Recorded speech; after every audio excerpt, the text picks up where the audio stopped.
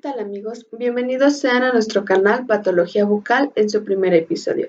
Yo soy Mariana y hoy tenemos como invitada a la doctora en Ciencias de la Salud, Norma Guadalupe Ibáñez Mancera, especialista en Diagnóstico Integral y Patología Bucal. Es profesora en el Centro Interdisciplinario de Ciencias de la Salud del Instituto Politécnico Nacional, catedrático en la Universidad Anáhuac, México Norte. Miembro del Sistema Nacional de Investigadores, autora del libro Propedéutica y Semiología en Odontología. Autora de capítulos especializados en patología bucal en libros de editoriales nacionales e internacionales. Presentación de trabajos de investigación en eventos científicos nacionales e internacionales. Ponencias y conferencias en tópicos de patología bucal en diversos eventos de actualización profesional, tanto nacionales como internacionales. El día de hoy nos hablará del tema patología de los maxilares, descripción de lesiones. Hola doctora, ¿cómo está? Bien, Mariana, muchas gracias por la iniciativa. Es muy importante que todos estemos actualizados.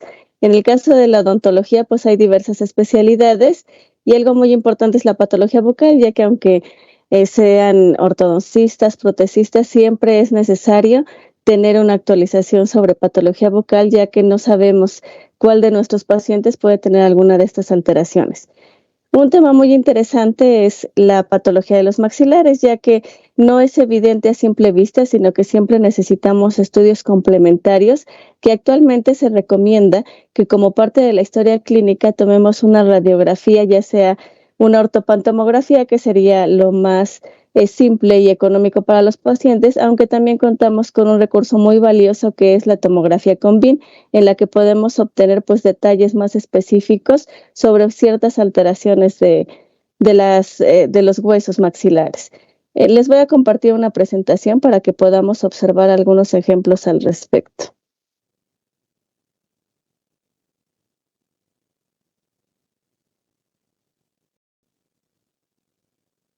Bueno, para que podamos abordar la patología de los maxilares, siempre es importante partir de la descripción de las lesiones. Igual que como sucede con los tejidos blandos, es fundamental reconocer en primer lugar cuáles son esas características que van a determinar la patología que estamos observando o por el contrario, pues descartar que se trate de alguna alteración de la normalidad o de una variación de desarrollo como sucede con los toros. Antes de eso, debemos pues reconocer todas las estructuras normales. En esta imagen que podemos consultar en el libro Propedéutica y Semiología en Odontología, se marcan perfectamente todas las regiones anatómicas normales que podemos encontrar en una ortopantomografía, que como les mencionaba es el recurso muy valioso y además económico que podemos solicitar como parte del historial clínico a cada uno de nuestros pacientes. Familiarizándonos con estas estructuras, sería muy sencillo poder identificar cualquier alteración que se presente y posteriormente determinar si esta es patológica o fisiológica. Las lesiones de los maxilares se encuentran agrupadas como lesiones odontogénicas y no odontogénicas, ya que las odontogénicas únicamente las podemos encontrar en los huesos maxilares como resultado de remanentes durante el proceso de formación de los órganos dentarios, y estas las vamos a dividir en tumores cuando son lesiones sólidas y francamente invasivas localmente, y quistes. Los quistes tienen una conformación más regulada, más organizada y localizada. Estos van a estar estructurados por una cavidad y además tienen un revestimiento y una cápsula, lo que permite que crezcan lentamente y dan oportunidad a que el hueso circundante pueda mostrar una resistencia y de esta forma controlar su crecimiento.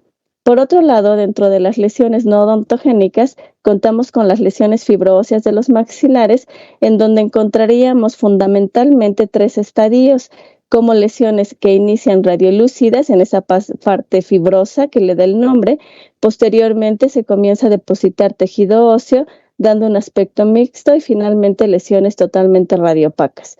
Dentro del grupo que aquí les coloco como otras lesiones, entrarían las lesiones de células gigantes y las neoplasias benignas, dentro de las que están el osteoma y el condroma.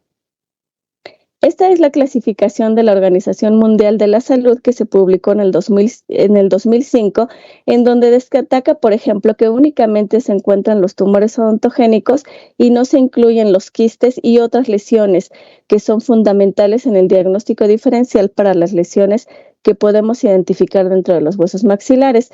Otro detalle importante que podríamos identificar es la presencia del tumor odontogénico queratoquístico dentro de los tumores benignos, el cual solamente dentro de esta clasificación fue integrado con esta nomenclatura. Se los menciono por si lo encuentran en la literatura, pero en realidad es el queratoquisto odontogénico previo y posterior a esta clasificación.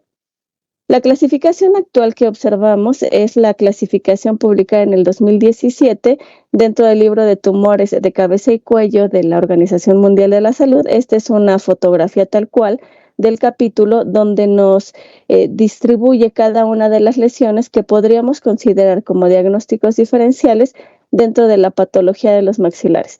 Vemos que están clasificados en primer lugar como carcinomas odontogénicos, carcinosarcomas odontogénicos, sarcomas odontogénicos, que correspondería al grupo de lesiones malignas odontogénicos. Después, un buen número de patologías benignas, de tumores odontogénicos, de lesiones epiteliales, lesiones mixtas y lesiones mesenquimatosas. Y aquí sí ya podemos encontrar, afortunadamente, pues la tipografía de las lesiones quísticas, tanto inflamatorias como no inflamatorias. Posteriormente vemos lesiones malignas y benignas de hueso, las lesiones fibroóseas y las de células gigantes. En esta imagen pues solamente podemos observar cómo se van a distribuir por grupos, y posteriormente en el 2022 se publicó este artículo en donde pues describen más particularmente cada uno de los tumores y los quistes odontogénicos. Como podemos ver en la imagen, esto es extraído del artículo publicado por estos autores, en donde ellos los clasifican, como ya lo hizo la Organización Mundial de la Salud, como tumores odontogénicos benignos, tumores odontogénicos mesenquimales con participación de epitelio, tumores odontogénicos mesenquimales, los tumores odontogénicos malignos, que este es un grupo muy importante porque a pesar de que son poco frecuentes, solamente el 1 o 2% de toda la patología de cavidad bucal se encuentran estos tumores, pero sí son altamente destructivos y el pronóstico de vida de los pacientes es muy pobre. Además vemos los quistes odontogénicos, donde se incluyen los quistes inflamatorios, los quistes del desarrollo y otro tipo de quistes como el quiste nasopalatino.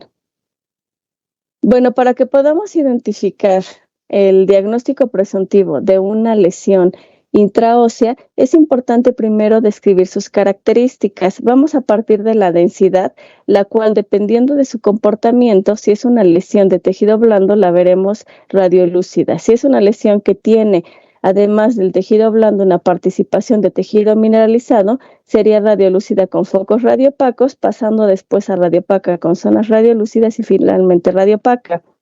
La forma nos vamos a guiar con una forma redondeada oval que se le llamaría unilocular. Si son varias estructuras con esta intensidad sería multilocular, y si no se parece a ello sería una forma irregular. Los bordes solamente son de dos tipos: indefinidos, cuando no podemos identificar hasta dónde termina la lesión, y bordes bien definidos, cuando podemos definir perfectamente en dónde termina la lesión y empieza el tejido sano. Para estos bordes bien definidos, en el caso de las lesiones radiolúcidas, podemos encontrar un borde esclerótico, que se vería radiopaco, o un borde radiolúcido en el caso de las lesiones radiopacas, que correspondería a una cápsula. Y esos pequeños detalles son los que nos van a conducir a los diagnósticos diferenciales. El tamaño, pues tendríamos que medirla, el número igual, determinar si es 1, 2, 3 o múltiples, y la localización es fundamental ya que se puede asociar con la relación con órganos dentarios, es decir, puede estar periapical, pericoronaria, incluir el diente, desplazar el diente, y estos detalles son fundamentales para los diagnósticos diferenciales. En estas 5 imágenes podemos observar diferentes características de lesiones intraóseas que definitivamente pues, nos parten a diagnósticos diferenciales muy diferentes y por lo tanto a conductas para el diagnóstico o para el tratamiento, también independientes para cada uno de los casos. En una de las imágenes vemos múltiples lesiones radiolúcidas con focos radiopacos asociadas a las raíces de los dientes. Esto puede corresponder a una displasia cemento ósea florida. Por lo tanto, no es necesario dar tratamiento ni siquiera manipular las lesiones, ya que se ha identificado que van a madurar como lesiones totalmente radiopacas. También observamos una lesión radiolúcida pericoronal a un órgano dentario retenido, y aquí sí es fundamental que hagamos una conducta primero diagnóstica y después terapéutica indicada a nuestro diagnóstico diferencial, ya que de entrada podríamos sospechar que se trata de un quiste dentígero por ser la entidad más común que se presenta con estas características. Sin embargo, dentro de sus diagnósticos diferenciales tenemos también al ameloblastoma uniquístico. En la parte central está una lesión radiopaca, y solamente como lesiones totalmente radiopacas vamos a encontrar 3 entidades, que es el odontoma, el cementoblastoma y el osteoma, las cuales por su localización y el halo radiolúcido o su ausencia, esto nos va a conducir al diagnóstico y también al tratamiento. En el caso del odontoma no requiere tratamiento, sino un seguimiento radiográfico, y para el caso del cementoblastoma tendríamos que extirparlo junto con el órgano dentario. Entonces, como vemos, cada una de las entidades tienen un comportamiento diferente, por lo cual requieren medidas diferentes para abordarlas y después dar su tratamiento. En las 2 imágenes inferiores, que son radiolúcidas, en el caso del lado izquierdo vemos como el borde es indefinido y por el contrario vemos un borde bien definido y esclerótico. Eso nos determina que la de bordes indefinidos es infiltrante y destructiva. El diagnóstico presuntivo sería un ameloblastoma sólido, aunque los diagnósticos diferenciales incluyen osteomielitis y un carcinoma, que ya son entidades de mal pronóstico para el paciente. En el caso de la lesión con borde bien definido, pues podemos sospechar de un queratoquiste odontogénico o de otro quiste, que son lesiones que, aunque aquí la vemos muy grande, crecen de forma muy lenta, y además ese halo denso nos está determinando que la lesión está bien delimitada a un centro específico, por lo que el tratamiento puede ser solamente la enucleación e incluso la marsupialización. De estos conceptos pues podríamos hablar más adelante en otras sesiones.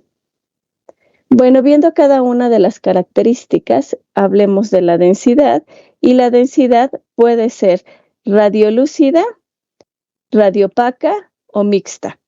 En las lesiones totalmente radiolúcidas vamos a sospechar ya sea de quistes cuando tienen el borde bien definido, incluso esclerótico, o puede tratarse de tumores con crecimiento focal, es decir, de un comportamiento pues totalmente inofensivo, ¿no? Cuando se trata de lesiones totalmente radiopacas, en lo que debemos de pensar es en lesiones de tejidos duros totalmente. Ya mencionábamos el odontoma y el cementoblastoma. Cuando son lesiones mixtas, aquí tenemos que pensar que se trate ya sea de tumores odontogénicos mixtos en los que se deposita tejido mineralizado como dentina, esmalte, cemento, o puede tratarse de osteomielitis, desafortunadamente. Para poder llegar a un diagnóstico presuntivo en estos casos tendríamos que hacer un análisis minucioso de la historia clínica. La forma la vamos a describir como unilocular, como en el caso que observamos del premolar retenido, donde vemos una zona radiolúcida unilocular con borde bien definido. También puede ser multilocular, como la imagen que observamos en el ángulo de la mandíbula y cuerpo posterior, que se observa multilocular, con borde indefinido, que está desplazando al órgano dentario 48 hacia la cortical. Y bueno, aquí es el ejemplo clásico de lo que la literatura describe como una imagen en pompas de jabón, que también sabemos que es una imagen característica de lesiones infiltrantes destructivas y altamente recidivantes. Con estas imágenes de pompas de jabón o de panal de abejas, que son más lineales, no tan circunscritas, debemos incluir el ameloblastoma multiquístico, el mixoma odontogénico, y los diferenciales malignos serían ya carcinosarcomas ontogénicos, o podemos encontrar también otro tipo de metástasis a hueso. Entonces hay que tener mucho cuidado con estas lesiones y tomar una biopsia representativa para el diagnóstico certero. También podemos tener lesiones con forma indefinida, en donde no podemos apreciar ni un lóculo ni multiloculares, sino que solamente tienen un crecimiento desorganizado. En este ejemplo vemos una perforación de la cortical que nos está determinando que se trata de una lesión altamente agresiva. Además hay reabsorción de las raíces de los dientes y desplazamiento. Los bordes pueden ser de dos tipos.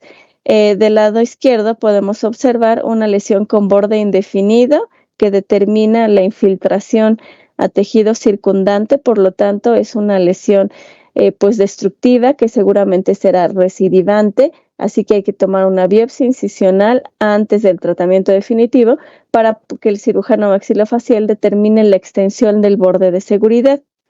Cuando se trata de bordes bien definidos, podemos encontrar, en el caso de la radiografía del segmento anterior del maxilar, una zona radiopaca con halo radiolúcido. Cuando observamos estas características, ese halo radiolúcido generalmente corresponde a una cápsula. Estas lesiones no es necesario que se traten previa biopsia, sino que directamente puede hacerse una enucleación y extirpar la lesión completa para el posterior estudio histopatológico. Y en la última imagen, en la del segmento anterior de la mandíbula, podemos observar una zona radiolúcida con un halo esclerótico. El halo esclerótico corresponde a un hueso con mayor mineralización que determina que la lesión tiene un crecimiento lento, lo que permite que el hueso responda a esa reabsorción, determinando un hueso con mayor densidad. Estas lesiones suelen ser quistes que pueden tratarse con enucleación cuando son muy grandes para ir reduciendo el tamaño, y de esa forma el tratamiento quirúrgico pues es menos invasivo y el pronóstico para el paciente es mejor. El tamaño, pues al tratarse de una ortopantomografía tenemos dimensiones en tiempo real, podríamos decirlo, entonces podemos medirlas en cuanto a la longitud, pero solamente tenemos 2 dimensiones porque se trata de una radiografía simple. Si por el contrario, al encontrar una lesión tan grande como estos ejemplos, pidiéramos como confirmatorio una tomografía con BIM, ahí ya inmediatamente pues el técnico radiólogo nos podría dar las dimensiones que tiene tridimensionalmente. Sin embargo, al momento de hacer una descripción simple e inicial, podríamos medirla o simplemente describir la extensión. Por ejemplo, se encuentra desde la zona distal del órgano dentario 35 hasta la rama ascendente de la mandíbula. Entonces, eso es bastante representativo respecto al tamaño de las lesiones. El número, pues habrá que contarlas, entonces pueden ser 1, 2, 3, pero si sobrepasa esto ya las vamos a describir como múltiples. Hay que especificar si tienen las mismas características o no.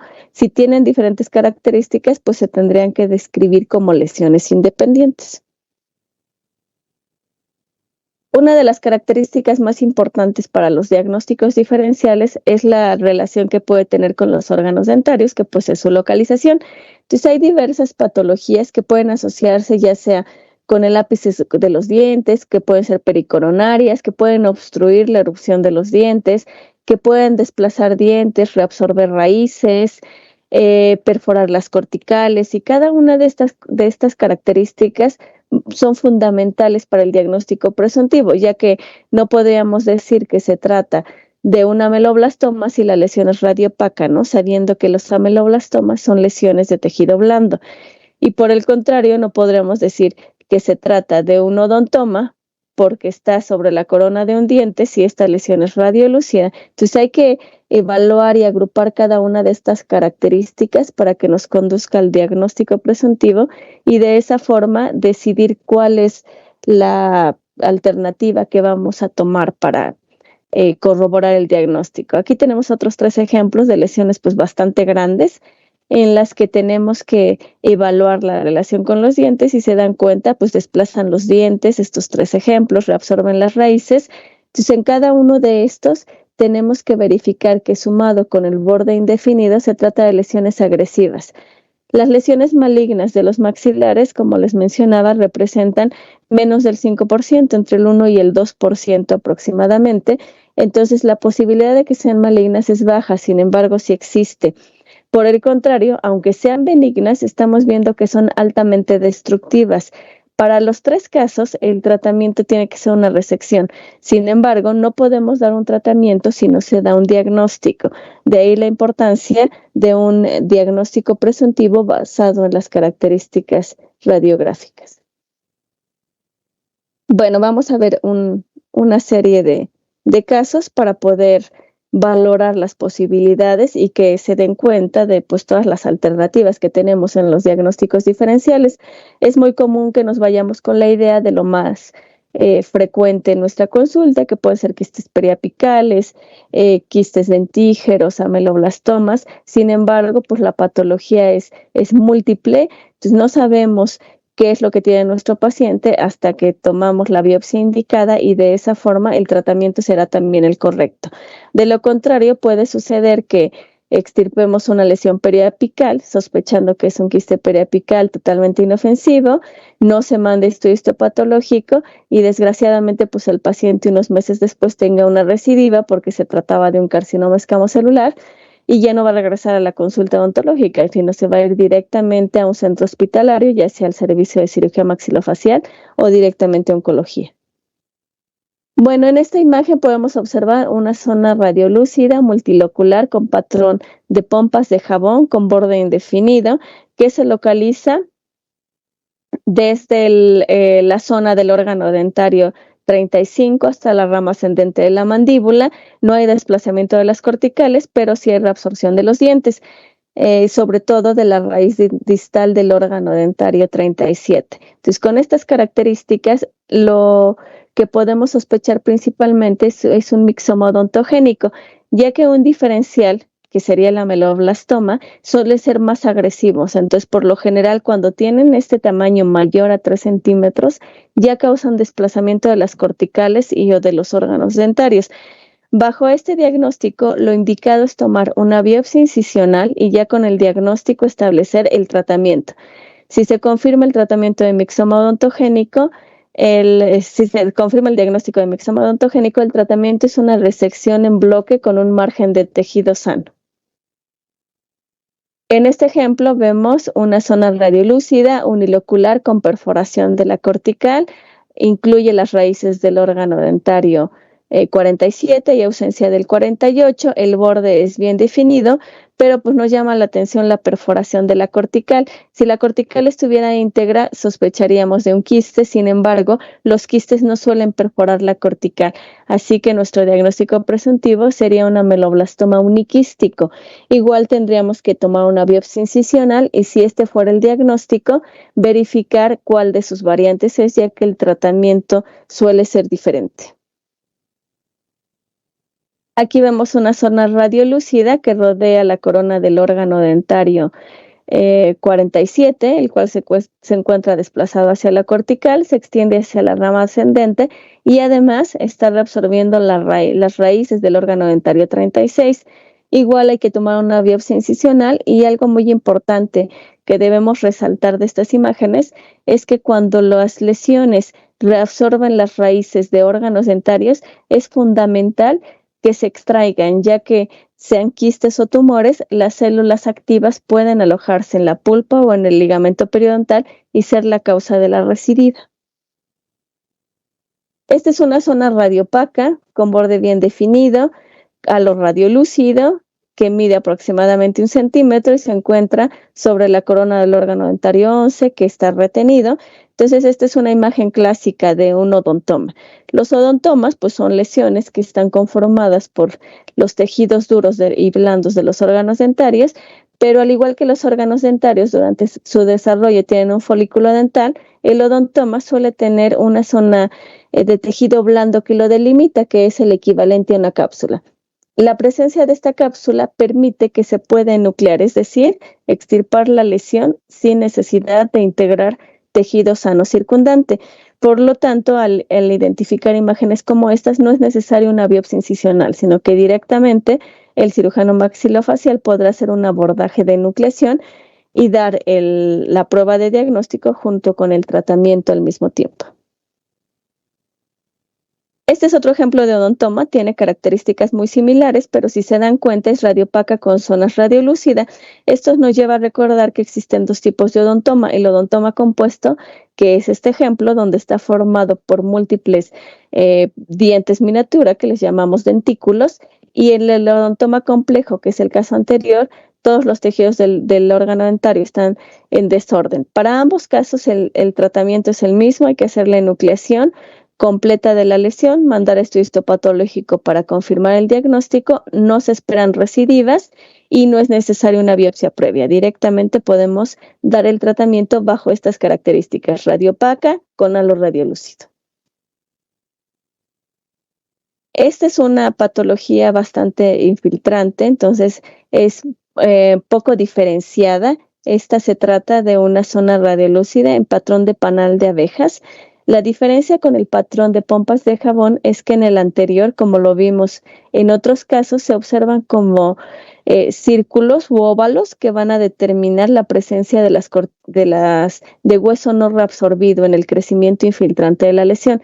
En esta imagen vemos líneas que se entrecruzan, por eso es que se describe como de panal de abejas, porque los panales de abejas son así estructuras huecas, que están separadas por ciertos tabiques, que en el caso del panal de abeja pues suelen ser de un material como cera. En el caso de estas lesiones intraóseas, pues se trata de hueso que aunque ya está necrótico, no ha sido reabsorbido debido a que es una lesión altamente infiltrante.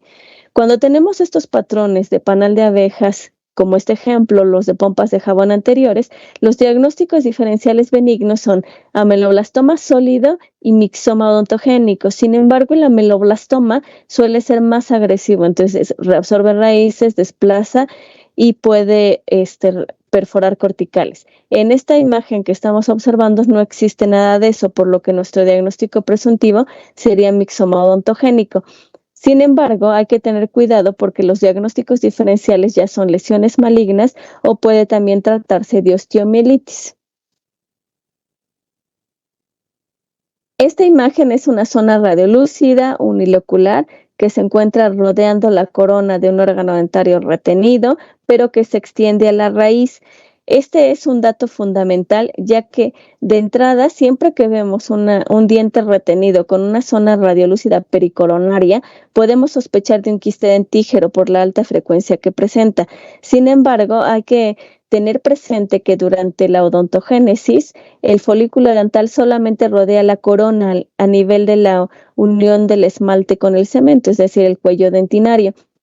Cuando se extiende una lesión más allá del cuello dentinario, ya nuestro diagnóstico presuntivo no puede ser quiste dentígero, no exenta que pueda ser un caso atípico.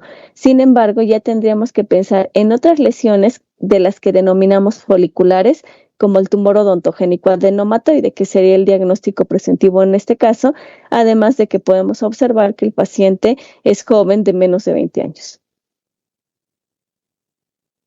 Otro ejemplo de zona radiolúcida unilocular, esta está asociada al periápice del órgano dentario 83, que es un diente temporal, y además desplaza el órgano dentario 43. No tenemos una certeza con esta imagen de si está asociado a uno, al diente temporal, al diente permanente o a ambos, pero para eso tenemos más recursos. En el simple consultorio dental, pues podríamos tomar una radiografía periapical o una radiografía oclusal que nos sacaría de dudas de a cuál de estas lesiones está asociado, y eso es fundamental, ya que si el diagnóstico presuntivo fuera quiste periapical, el tratamiento sería la extracción del órgano dentario junto con la enucleación de la lesión. Si es un quiste dentígero, entonces tendríamos que extraer también el diente permanente. Entonces es fundamental que hagamos una correlación y tengamos la certeza del diagnóstico antes de dar tratamiento. Aquí vemos una zona radiolúcida unilocular con borde bien definido que incluye las raíces de los órganos dentarios 11, 12, 13 y 14. Bueno, resalta la presencia de un material radiopaco en el conducto radicular del órgano dentario 12, que nos sugiere pues, que el órgano dentario fue tratado con endodoncia y esto pues suele ser muy asociado a los quistes periapicales. Sin embargo, los quistes periapicales difícilmente se van a extender a otros dientes. Sí pueden crecer varios centímetros, pero asociados solo a una raíz. Entonces aquí sí tendríamos que pensar en que se trate de, por ejemplo, un ameloblastoma o un queratoquiste. Entonces está saliendo de la epidemiología típica de un quiste periapical. La sugerencia es que se haga en primer lugar una punción exploratoria y posteriormente una biopsia incisional antes de dar el tratamiento. Esta es una lesión radiopaca que, a diferencia de los odontomas que vimos hace un rato, tiene el borde indefinido, es decir, se fusiona con el hueso circundante. Estas características en lesiones radiopacas solo las podemos ver en lesiones fibrosas como la displasia fibrosa en una etapa madura, que además corresponde con la edad del paciente, que al observar el desgaste de los órganos dentarios y la presencia de ellos, podemos ver que se encuentra en la tercera década de la vida y corresponde perfectamente con este diagnóstico. Cuando observamos lesiones fibrosas en etapa madura, el tratamiento solamente es una remodelación, es decir, una osteoplastía, siempre y cuando cause asimetrías faciales o alteraciones funcionales de los maxilares. De lo contrario, como en este paciente, no es necesario hacer absolutamente nada. Con la imagen ya se tiene la confirmación del diagnóstico, entonces es importante no manipularla para que no se sobreinfecte y cause alguna osteomielitis.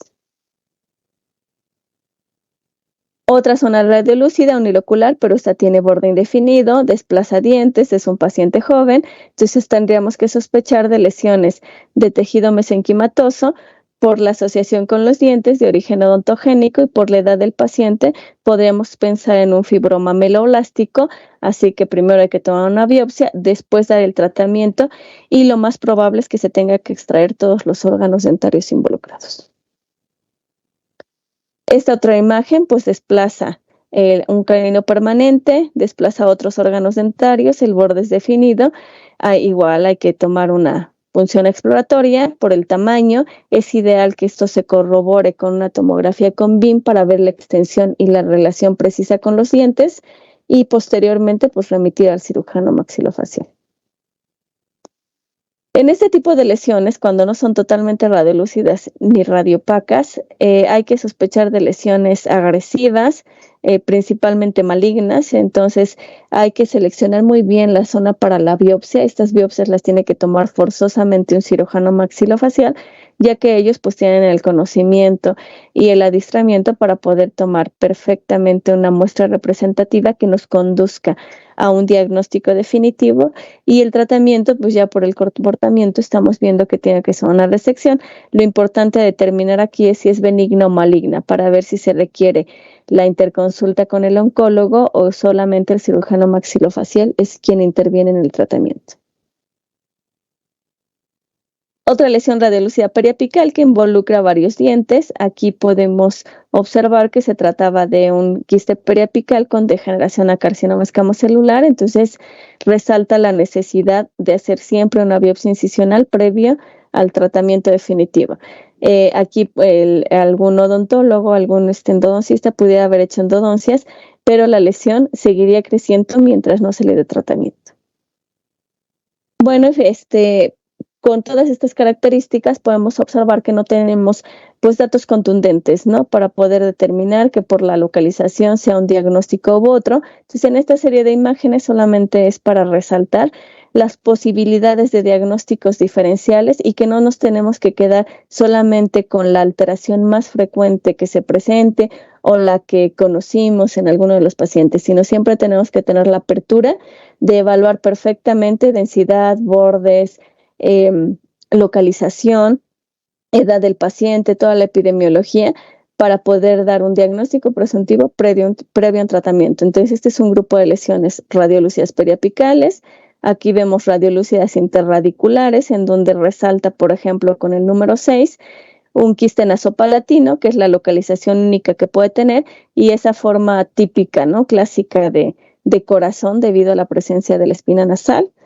Radiolúcidas pericoronarias, que no solo son quistes dentígeros, el TOA es bastante frecuente, el quiste odontogénico calcificante, que pueden rodear la corona de un diente retenido. Radiolúcidas solitarias definidas, principalmente quistes, algunos granulomas centrales de células gigantes en etapas tempranas, pero sobre todo quistes es en lo que vamos a sospechar. Por el contrario, las lesiones radiolúcidas indefinidas, vamos a pensar en tumores infiltrantes y destructivas o en infecciones graves como las osteomielitis.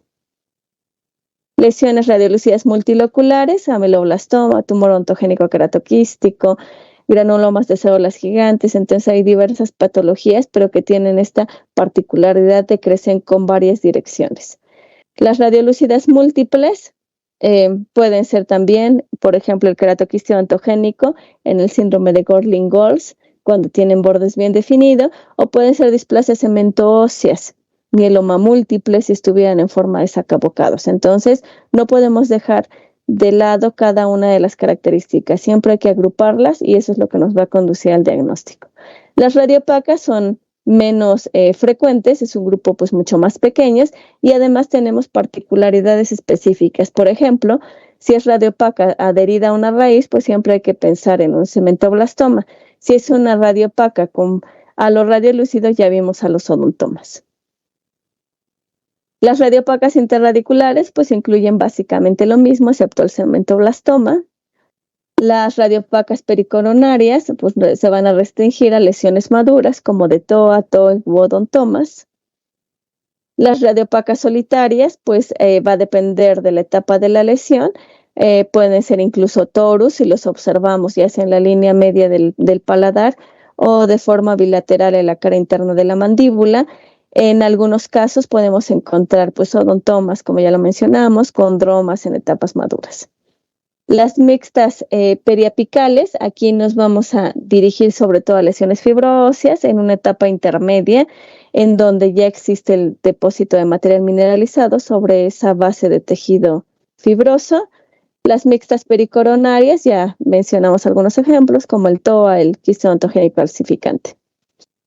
Las mixtas aisladas pues incluyen desde la osteomielitis, desgraciadamente algunas metástasis. Hay que tomar en consideración que en los maxilares puede haber metástasis de cáncer de mama, de cáncer de próstata, cáncer de riñón y cáncer gástrico. Entonces no exenta que ese sea el diagnóstico de nuestro paciente, ya sea intraósea o en la encía simulando un granuloma piógeno.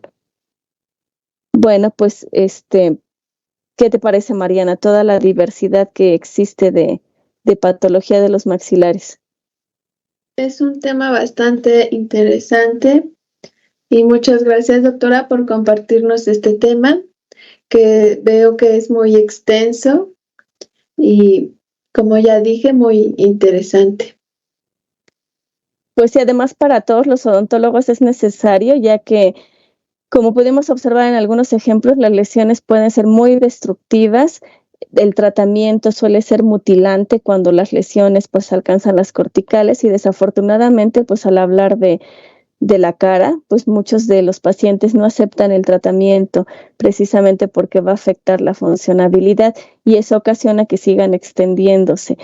Para todos los odontólogos, como ya mencioné, es obligado estar actualizados con este tipo de diagnósticos y también comprometernos, ¿no?, con un historial clínico completo y además podemos ya agregar una ortopantomografía y tenemos la ventaja desde hace varios años de la Convin, que tiene un costo bastante accesible y nos da información muy valiosa respecto al diagnóstico.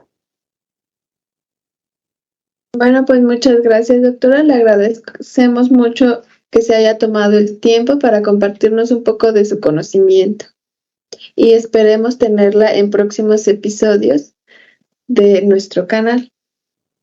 Muchas gracias. Saludos. Y bueno, amigos, nos vemos en próximos episodios para continuar con el conocimiento de la patología. Pueden dejar sus comentarios y dudas que tengan, los estaremos leyendo. Adiós.